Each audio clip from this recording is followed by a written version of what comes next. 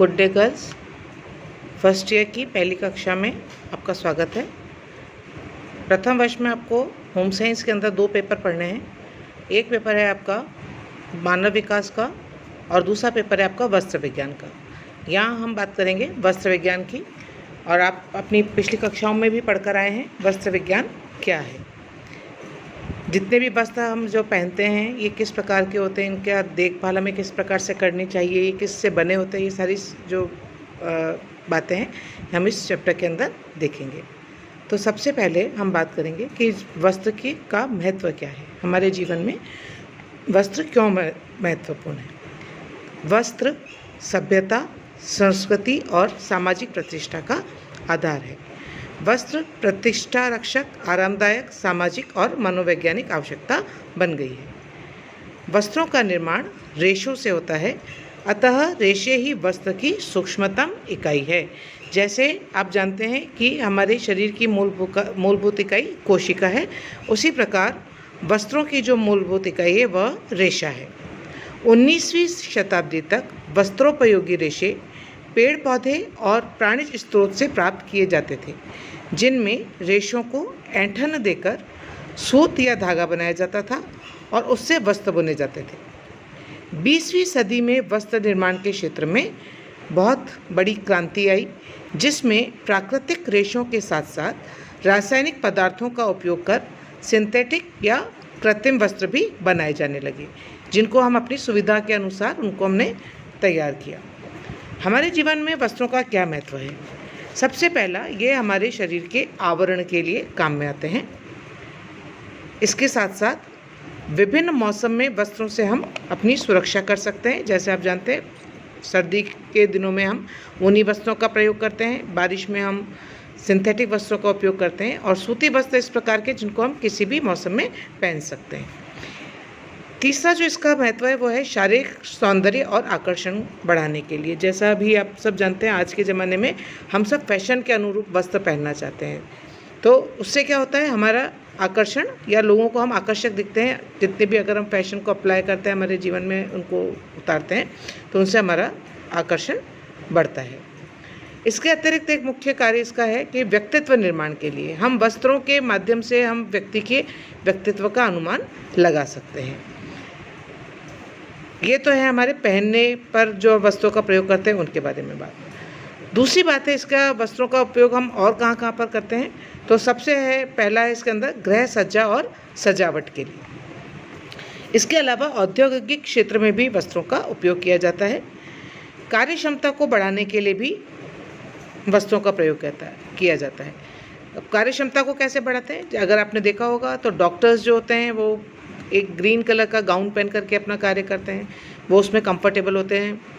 इसी प्रकार से अगर कोई अग्निशमन वाला का कार्य करता है तो उनके वस्त्र विभिन्न अलग प्रकार के होते हैं, जिससे कि वो अपना कार्य सही रूप से कर पाते हैं। तो हम ये कह सकते हैं कि कार्य क्षमता को बढ़ाने के लिए भी वस्त्रों का प्रयोग किया जाता है। इसके अलावा सामाजिक प्रतिष्ठा के लिए बहुत कॉमन सी बात है, सामाजिक प्रतिष्ठा को बढ़ाने के लिए भी वस्त्रों का उपयोग हम करते हैं। इसके अलावा मनोवैज्ञानिक सुरक्षा, ये भी वस्त्रों के महत्व के अंतर्गत आती है कि हमको अगर हम पुराने आज के ज़माने में यदि हम पुराने डिज़ाइन का अगर कोई कपड़ा पहनेंगे तो हम अपने आप में एक शर्मिंदगी सी महसूस करते हैं, और अगर हम आज के फैशन का कोई वस्त्र पहनते हैं तो हम ये देखते हैं कि हम अपने आप में एक गर्व हमको महसूस होता है। तो ये आपके मनोवैज्ञानिक प्रभाव भी वस्त्र आपके उस पर डालते हैं। निस्तारण की सरलता है, एक वस्त्र अगर आपका गंदा हो गया, आपने दूसरा वस्त्र धारण कर लिया, दूसरा वस्त्र गंदा हो गया, तीसरा वस्त्र धारण कर लिया, तो हम इनको आराम से निस्तारित भी किया जा सकता है और इनको बदल के पहना भी जा सकता है। ठीक है, तो ये है हमारे वस्त्रों का महत्व। नाउ वस्त्रोपयोगी रेशों का वर्गीकरण। जितने भी हमारे वस्त्र हैं जो हमने ऊपर भी बात करी कि प्राकृतिक भी हैं, कुछ आपके सिंथेटिक वस्त्र भी हैं, तो हम इनको एक एक करके बात करेंगे। तो सबसे पहले हम वस्त्रों के वर्गीकरण की बात करते हैं। रेशे या तंतु वस्त्रों की मूलभूत इकाई है। वस्त्र के अध्ययन के पूर्व रेशे या तंतु के बारे में जानना अति आवश्यक है।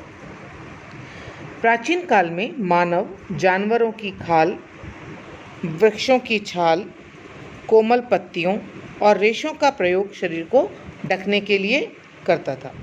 सभ्यता के विकास के साथ साथ मानव ने उन रेशों को खोज लिया जो प्रकृति में उपलब्ध थे। उन्हें बंटकर, ऐंठन देकर वस्त्र निर्माण करना भी उसने सीख लिया। अतः रेशों का प्रथम और मौलिक वर्ग जो है वो है प्राकृतिक रेशे। कुछ रेशे जो पेड़ पौधों से हमको प्राप्त होते हैं, कपास, जूट, लिनन और हेम्प, और कुछ ठंडे प्रदेशों के विशेष प्रकार के दुर्लभ जानवरों के बालों से प्राप्त होते हैं, जैसे ऊन। अब वो हमें किस से प्राप्त होती है? भेड़ से, बकरी से, याक से, ऊँट से। इनसे हम जो है जानवरों के बालों और खालों से हम वस्त्र बनाकर उसको करते हैं। इसी प्रकार से एक जो प्राकृतिक रेशा है वो है रेशम का रेशा। रेशम जो कि हमें कीड़ों से, रेशम के कीड़ों से प्राप्त होता है, उससे भी बहुत सुंदर वस्त्र बनाए जाते हैं। विस्तृत वर्णन हम इसका आगे करेंगे। तो 20वीं शताब्दी के प्रारंभ से प्रकृति में उपलब्ध रसायनों का प्रयोग कर विशेष वस्त्र, जिन्हें जादुई वस्त्र भी कहा गया है, बनाए जाने लगे, जिसमें हाइड्रोजन, ऑक्सीजन, नाइट्रोजन, पेट्रोलियम आदि का उपयोग किया गया। इनसे प्राप्त वस्त्र गुणों में प्राकृतिक रेशों से बेहतर होते थे, क्योंकि प्रकृति से जो हमें प्राप्त रेशे हैं उनके साथ हम छेड़छाड़ नहीं कर सकते। उसमें जो भी उपलब्ध गुण हैं उन्हीं का हम उपयोग कर पाते हैं। लेकिन सिंथेटिक रेशे या कृत्रिम रेशों के साथ ये पाबंदी नहीं है, और हम इसमें जो चाहे उस प्रकार की परिसज्जा डालकर हम इसे अपनी सुविधा के अनुसार तैयार कर सकते हैं। अतः रेशों के मूल उद्गम के आधार पर रेशों को दो मुख्य वर्गों में बांटा गया है। पहला है, जैसा फिर बात कर रहे हैं, प्राकृतिक रेशे, नेचुरल फाइबर्स। दूसरा है कृत्रिम रेशे या आर्टिफिशियल फाइबर। प्राकृतिक रेशे हैं, इनको वापस हमने क्लासिफाई किया है, वर्गीकृत किया है वनस्पतिक रेशों में, प्राणिज रेशों में और खनिज रेशों में। अब जब हम वनस्पति रेशों की बात करते हैं, इसमें वापस हैं आपके बीज वाले, तने वाले, पत्ते वाले। इन सब के एग्जाम्पल हम जब इसको थोड़ा सा डिटेल में पढ़ेंगे तब वहाँ बताऊँगी मैं आपको। बाकी बीज वाले रेशे हैं, जैसे इसमें कपास और कपूक। तने वाले रेशे हैं मनीला, लिनन, जूट, हेम्प और रेयॉन। और इसी प्रकार से जो पत्ते वाले रेशे हैं वो हैं आपके पिन्ना और सीसल, राइट। और प्राणिज रेशे जो प्राकृतिक रेशों में हैं वो हैं आपके ऊन और रेशम। और तीसरा इसमें एक प्रकार और है, वो है खनिज। तो खनिज भी आपको प्रकृति से प्राप्त होता है, और इनमें जिनसे वस्त्र बनाए जाते हैं वो है आपका सोना, चांदी और एस्बेस्टॉस। ये जो है चांदी और सोने के वस्त्र अभी आपको देखने को नहीं मिलते, लेकिन हम इनका उपयोग अब कढ़ाई में और इसमें हम करते हैं, एम्ब्रॉयडरी के अंदर हम इनका प्रयोग करते हैं। लेकिन पुराने ज़माने में सोने और चांदी से वस्त्र भी पहने जाते थे। दूसरा आपका है कृत्रिम वस्त्र। कृत्रिम वस्त्र में एक होते हैं मानवकृत और दूसरे होते हैं संश्लेषित या रासायनिक। तो कृत्रिम में जो मानवकृत रेशे हैं उसके अंदर आपका सबसे इम्पॉर्टेंट जो रेशा है वो है आपका नाइट्रोसेल्यूलोज, और दूसरा है विस्कस रेयॉन, और तीसरा है आपका क्यूप्रामोनियम रेयॉन। इसी प्रकार से संश्लेषित रेशे हैं, उसकी लंबी सूची है, नाम मैं आपको बता देती हूँ, लेकिन हम इनका थोड़ा सा वर्णन इसमें हम करेंगे अगले अपने अध्याय में। इसके अंदर आपके आते हैं nylon, dacron, orlon, acrilan, crosslon, zefran, terylene, darvan, saran, dynel, verel और फाइबरग्लास। तो ये सारे हैं वो आपके रासायनिक या संश्लेषित रेशे कहलाते हैं। अब हम बात करेंगे एक एक करके हमारे प्राकृतिक रेशों की और उसके बाद में हमारे सिंथेटिक रेशों की। तो प्राकृतिक रेशे क्या हैं? प्रकृति प्रदत्त वे सभी रेशे जो कि प्रकृति में उपस्थित किसी भी स्रोत से प्राप्त किए जाते हैं प्राकृतिक रेशे कहलाते हैं। ये रेशे कीड़ों, जानवर, पेड़ पौधों अथवा खनिज पदार्थों के रूप में प्रकृति में उपस्थित रहते हैं। प्राकृतिक रेशों को नियमानुसार वर्गीकृत हम कर सकते हैं, जैसा अपन ने पहले भी किया था। वनस्पतिक रेशे कौन कौन से हैं? सबसे पहला है आपका बीज वाले, जो कि कपास और कपोक के नाम से मिलते हैं। तने वाले, जिसमें 4-5 हैं, लिनन, हेम्प, जूट, रेमी और कॉयर। और इसी प्रकार से पत्ते वालों में हैं पिन्ना और सीसल। तो हम सबसे पहले बात करेंगे वानस्पतिक रेशों की। वे रेशे जो वनस्पति जगत से प्राप्त होते हैं वानस्पतिक रेशे या वेजिटेटिव फाइबर्स कहलाते हैं। इनका उद्गम वृक्ष या पौधों से होता है और इन रेशों की मौलिक संरचना सेल्यूलोज से होती है।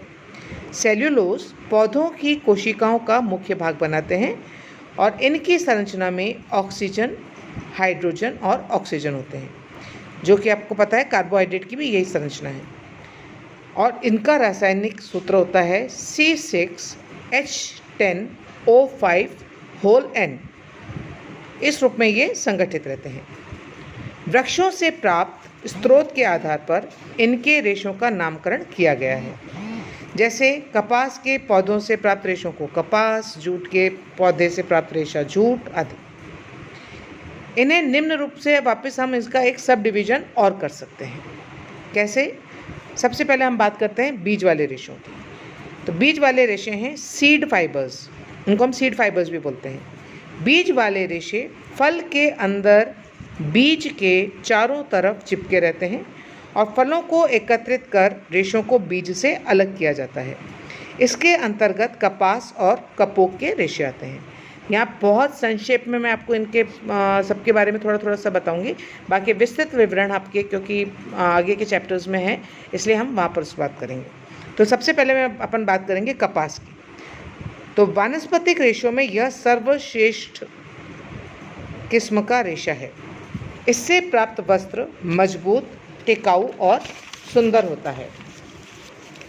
यह यूनिवर्सल फाइबर है। यूनिवर्सल यानी विश्वव्यापी रेशा है। इसे ग्रीष्म ऋतु में उगाया जाता है, जिसके लिए काली और उपजाऊ मिट्टी की आवश्यकता होती है। 5 से 6 फीट की लंबाई होने पर इनमें सफ़ेद रंग के फूल आते हैं, जो धीरे धीरे क्रीम कलर के हो जाते हैं और बाद में बैंगनी कलर के हो जाते हैं। फूल झड़ने पर इनसे कोए, जिनको पूल्स बोलते हैं, निकलते हैं, जिनके पकने पर ये फूट जाते हैं और भीतर बीज के चारों ओर, यानी इन कोहों के भीतर बीज के चारों ओर कपास के रेशे दिखाई देते हैं। कोहों को एकत्रित कर उनसे रुई या रेशों को अलग कर विभिन्न प्रक्रियाओं द्वारा पहले सूत और बाद में उसका वस्त्रों का निर्माण किया जाता है।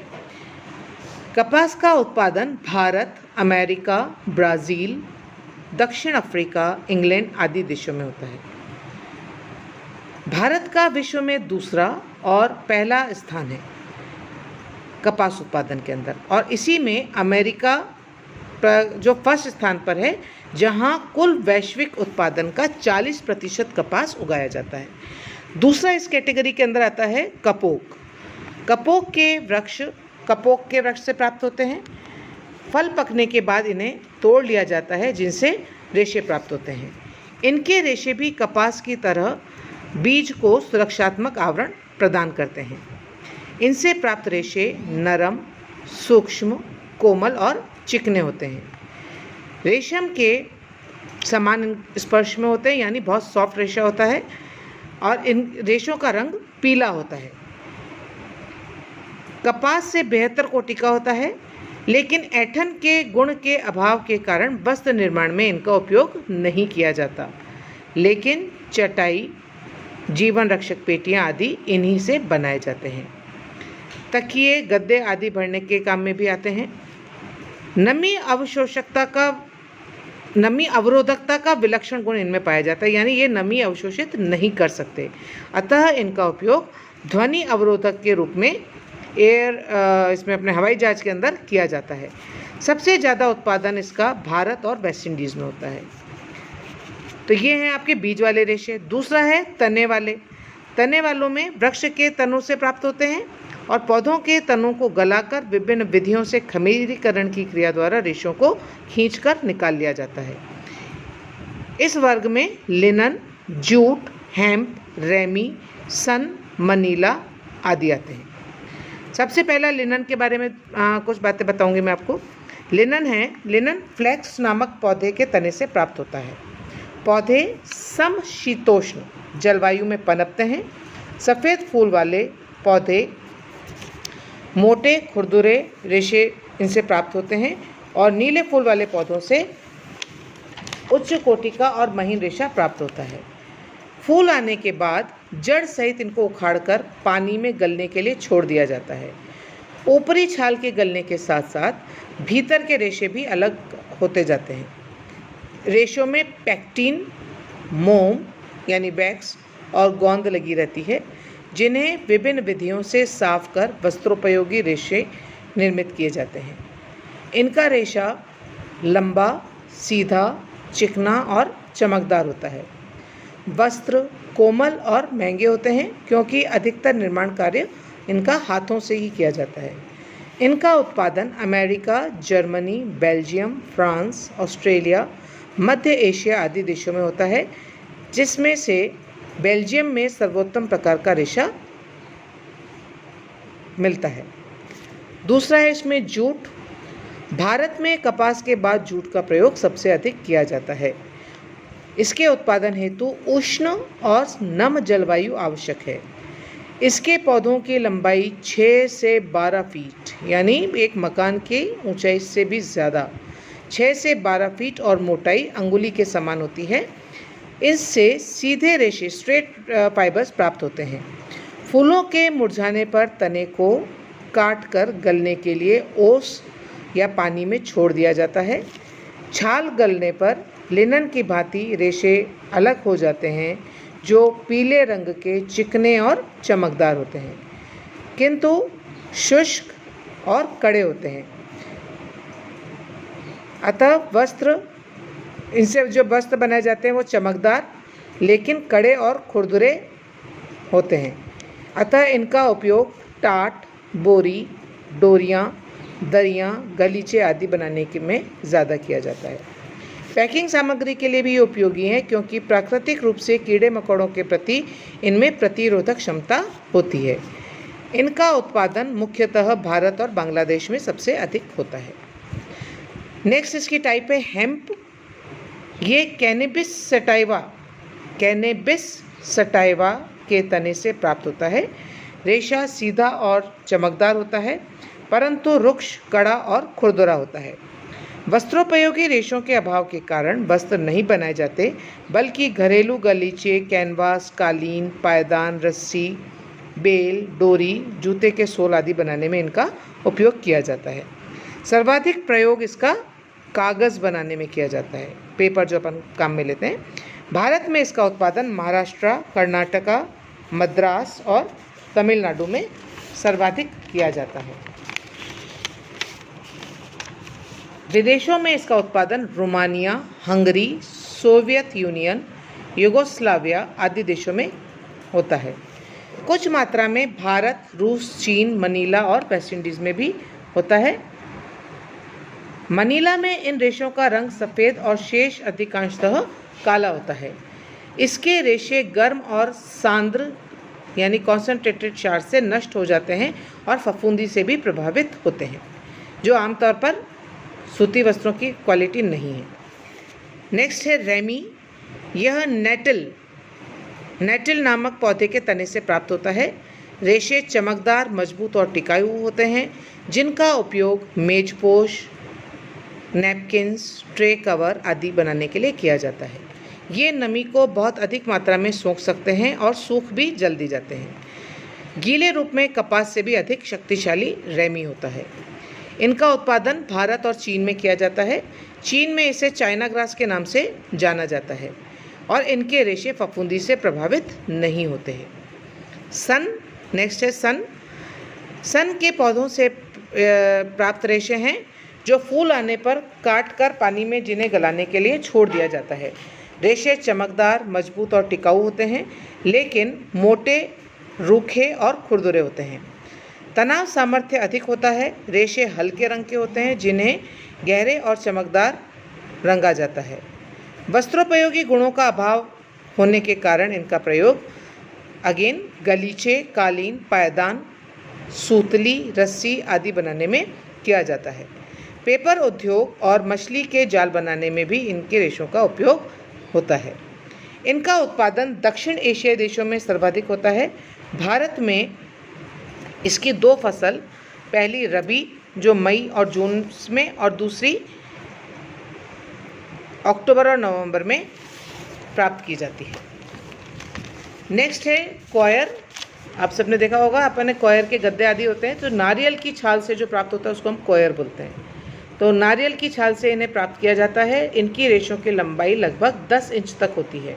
नारियल को पानी में भिगोकर रेशे अलग कर दिए जाते हैं और समानांतर करने के लिए, पैरेलल करने के लिए इनमें को कंघी करके सुखाते हैं। रेशे मजबूत और टिकाऊ होते हैं, किंतु रुक्ष अत्यंत कड़े और खुरदुरे होते हैं। इनका उपयोग पहनने वाले वस्त्रों के लिए न करके चटाई, पायदान, दरियाँ, ब्रश, गलीचे, गद्दे और सीटों की भराई में किया जाता है। रेशे हल्के रंग के होते हैं, जिन्हें गहरे रंगों में रंगा जाता है। इससे बनी रस्सी के मजबूत होने से सामान बांधने, रहट की रस्सी, रहट आप जानते हैं, जहाँ खेतों में आपने देखा होगा बैलों को रहट की रस्सी से बांध के पानी जो कुओं का है उसको बाहर निकाला जाता है। तो रहट की रस्सी को बहुत मजबूत होना ज़रूरी है, जो कि इसी कॉयर की बनी होती है। इसी प्रकार जहाज के रस्से आदि बनाने में भी यही कॉयर काम में आती है। तो ये हैं आपके सारे वानस्पतिक रेशे जो आपके बीज और तने से प्राप्त होते हैं। बाकी के पत्तों से प्राप्त होने वाले और जानतर रेशों के बारे में हम अपनी अगली क्लास में बात करेंगे।